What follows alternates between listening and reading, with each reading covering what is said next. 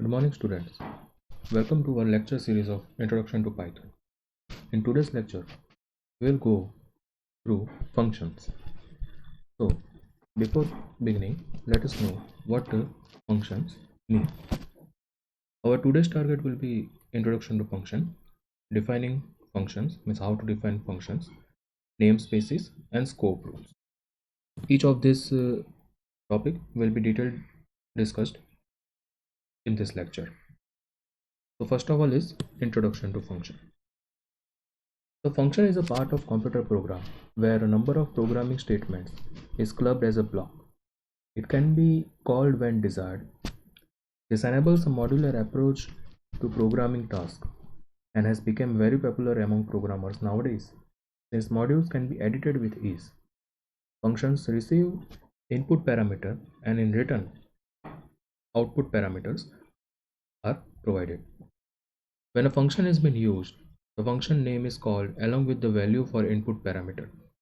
After execution, a set of output parameters is returned to Python. In Python, functions can be defined at any place in the program, regardless of the place from where they are being called. They can even be defined in as a separate file individual from where they can be called. Individually or in combined manner, functions can be defined. Also, they can be called any number of times and they may not be called at all as per the user requirements. Okay. So moving further, let us see how can we define function. Just like in any other language, Python has its own way of defining function, and following is the structure to define a function in Python. As you can see, you have to use the keyword def, define, and then comes the function name, and then comes the list of parameters, parameter 1, 2, 3, etc. After a colon, in the next line, there would be a descriptive string. It is not necessary to add a descriptive string, but for understanding purpose, it is recommended to write a descriptive string element to explain what the function do. Then comes the comment about the statements, means the statements which you are going to write the line, each line. What does each line mean? It is also not compulsory. Then comes statements and return keyword which allows the parameters as an output to be written. As you can see, which I have already explained you, in defining function there are three major parts: the header, the descriptive string, and the body. The header begins with a keyword def, define, and ends with a colon. Okay, the second part is descriptive string that describes the purpose of a character and can be accessed using the help function. Means if you have described the string, if you have not added descriptive string, when you write help, the output of the function will be null. And third is the body. An indecent 4 white space is generally set, which is set of Python statement below the header. Let's move further. So what does the function name signify? We will go in detail about each and every part of the function. The function name follows the same rules as variable name in Python. It is a good idea to give a function name that is relevant to its description and to keep it short. Okay, so for example, if you are writing hello world, if you are using hello world as a function, better write hello world as a function name. So whenever you call the function hello world, it will give an output hello world. We can see the detailed example in the feature in this lecture. The next part comes the descriptive string. Now, descriptive string is an optional part, but it is one of the essential part of defining a function. Uh, as an essential part of defining a function, it is defined to its inner working details. So when help is used, when help function is used, this descriptive string is displayed to the user, so the user can understand the function and its usage. The usage of a descriptive string is not compulsory, as I have already mentioned earlier, but it is recommended as a good programming practice. Since the description should be as detailed as possible, it constitutes a multi-line string. Multi-line strings can be written under triple quotes. So there might be a very good question some of the students asked. that when to use multi-line string and when to use single line. Okay.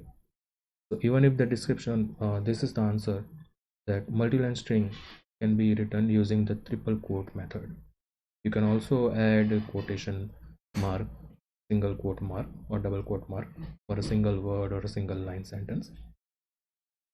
But multi-line string, if it is multi-line and many times it has been repeated, it is better to use a triple quotes. Even if the description is only one line long, it might need to print single or double quotes for emphasizing a word or phrase. As a result, the usage of triple quote has been mandated in the definition of descriptive string. So it must be clear that triple quote has been mandated. It is compulsory whenever you're going to write a descriptive. Intended block of statement. The third part, indented block of statements. So to define the block of statements that is a part of function, indentation is used as marker. So statements that are indented after the first statement to define a function are a part of body of the statement that the function will execute. When a statement is written without indentation, the function is exited. So must be keep in mind. Let me show you some example in next slide that what this particular sentence mean.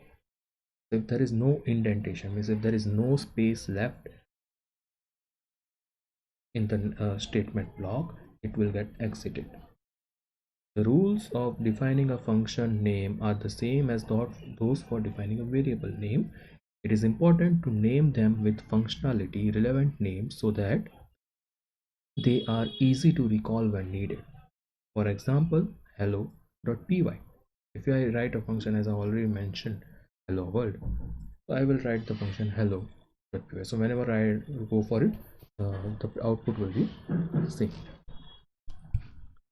Okay. So now let us try to understand the important how to write a function in while coding in practically. So here I have used Google Colab platform and I have already defined a function called greet. As you can see, this is the first part of the function. As I have already explained you, that function has three major parts, which are header, descriptive string and body. So in this example, as you can see, the header part is greet. So I am giving a name the function as greet.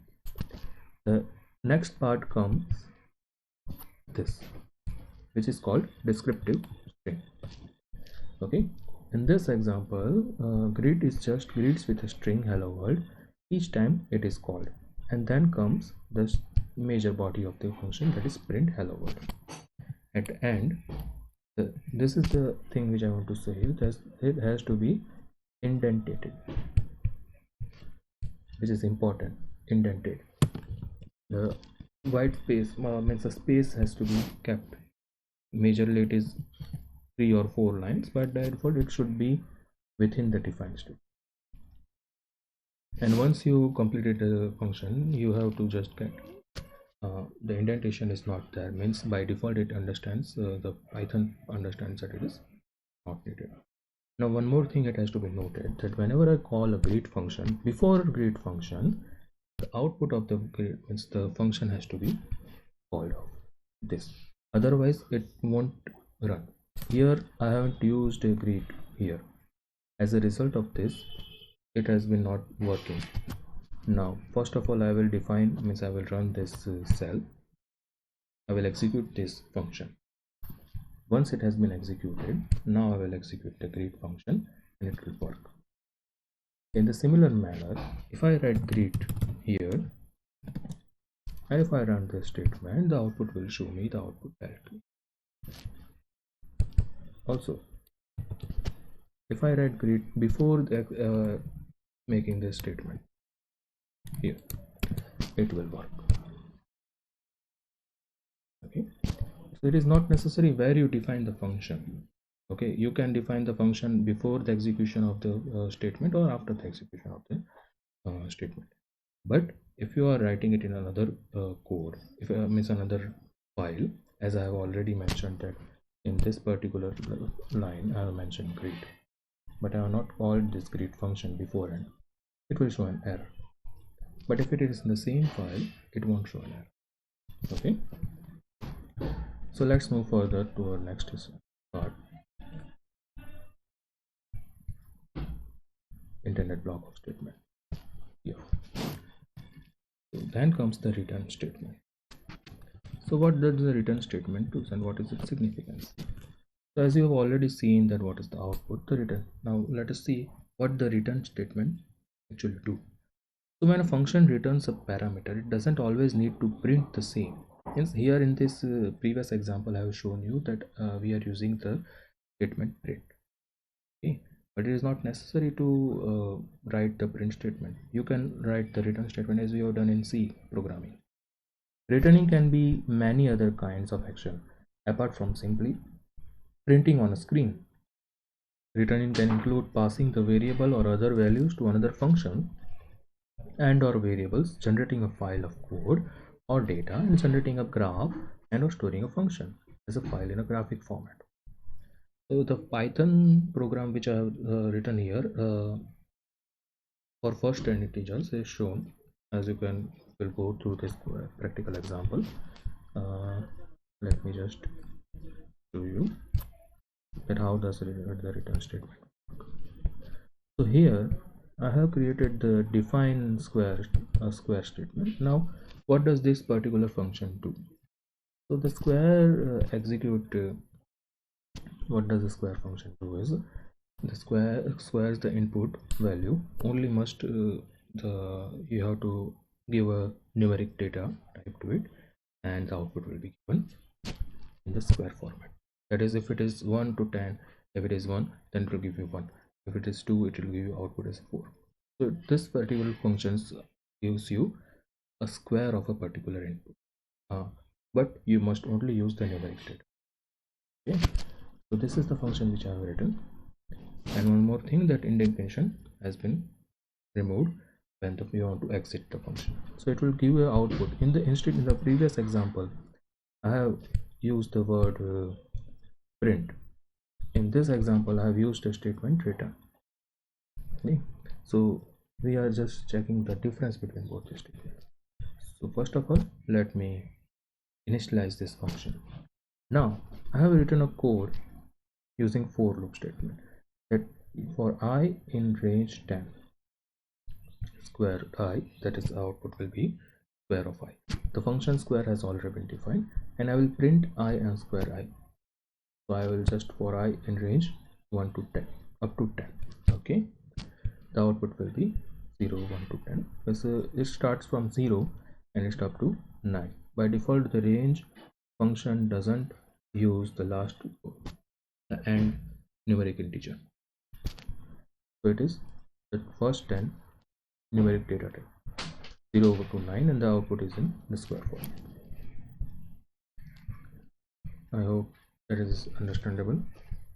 Here the function square is called inside a for loop which increments the value of the variable I from 1 to 10. Okay, the for loop structure will be discussed later. The loop structure will be discussed later. I will in our next lecture, of course. Now the next section which we are going to is multiple input and multiple output function. But before that, we will know something about namespaces. So what actually is namespace? So when we call a function within a program, Python creates a namespace to work with this function.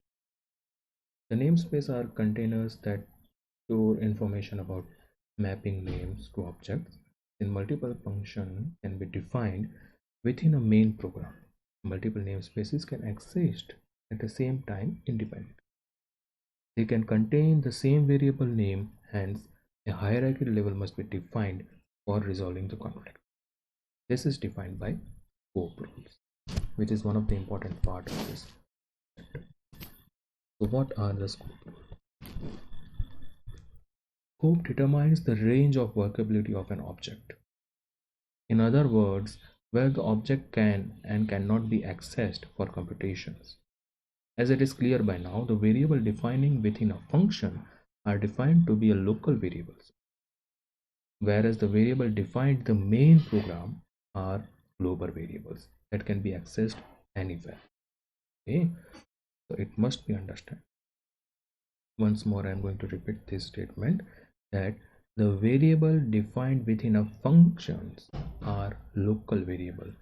See, whatever you define within a function block are local variables, and whatever you define outside the function block in the main program are considered to be the global variable for that particular domain, for that particular region, so for that particular boundary, for that particular program.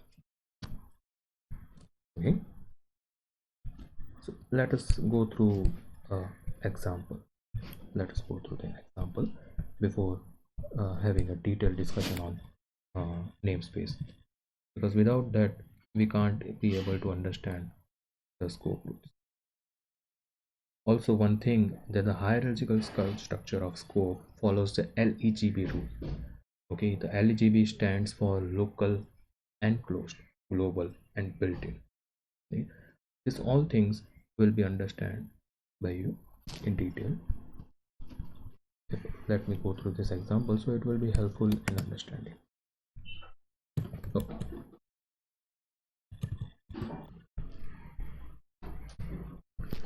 let us first understand how multiple input and multiple output functions are defined. Okay, so in this example I have defined a function that can input and return any number of parameters. Okay, that can contain any number of parameters. It's two input parameters. Here I have defined sum, which takes two input a and b, and output will be a tuple and their sum. Okay, so c is equal to ab is the is what it is running within the function, and the return of abc is the output. So let me just initialize this function, and here I have written a simple for execution of the line that results is equal to sum of 100 and 102. So a is equal to 100, b is equal to 102, right? So c will be 202 and the output will be printed here. The results will collect a tuple of this a, b and c, and the output will be shown here. Now I am going to demonstrate the concept of namespace and scope. Here I have defined in this code I have defined first of all I is equal to 1. Okay, so in I is equal to 1 it is defined globally. Now in the second line I have defined a function my function 1 in which I is equal to 2, and when this function will be executed, the print statement will be executed like this with I is equal to 1. So which is the function I is equal to 2. Similarly I have defined the function my function 2 with I is equal to 3, in which I is initialized with the number 3, and the output will be this whenever the function is executed. Okay, so as we have seen, when I'm going to run this function, let's see what does this output shows. So here print in this function particular in this particular program I is equal to 1, so I is in this global scope is 1. Now then I function execute the function my function 1, so I becomes 2. But when I again execute this particular value, particular statement value of I in global scope is I, it is again 1, and the same goes for my function 2 in the next line. So what happens in this code is the main thing which I would like to have you keep in mind, that in the first line when I is equal to 1 within the main program, the scope of this variable I is global, that it remains the same all through the program even though other function has been called.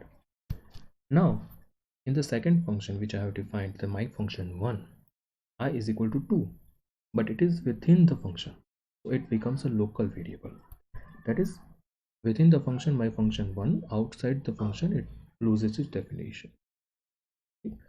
Now I is equal to 3 within the function name my function 2, here it is also a local variable, so that is within the function my function 2, but outside the function it loses its definition and its identity. And that's why the hierarchical structure of scope follows LEGB rule. LEGB, which I have already mentioned, stands for local, enclosed, global, and built-in. This essential dictate, I hope it is understandable. What is LEGB? This essentiality dictates in which order the Python interpreter searches for different level of namespace before it finds the name of the object mapping. Following are the four level of namespace, that is I've already mentioned: LEGB, local, enclosed, global, and built-in. Local is within a user defined function or class method. Enclosed, this is within an enclosed function, that is in a case when a function is wrapped inside another function. Global, this signifies the uppermost level, that is the main Python program that has been executed by the interpreter. And built-in, these are the special names that Python interpreter reserves for itself. If a name cannot be found in any of the namespace, a name error will be raised. That is by default. Okay.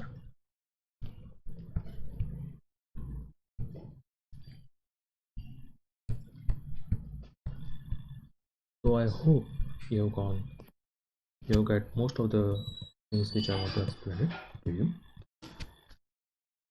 Here we conclude our lecture on functions. In the next lecture, we will talk about loops.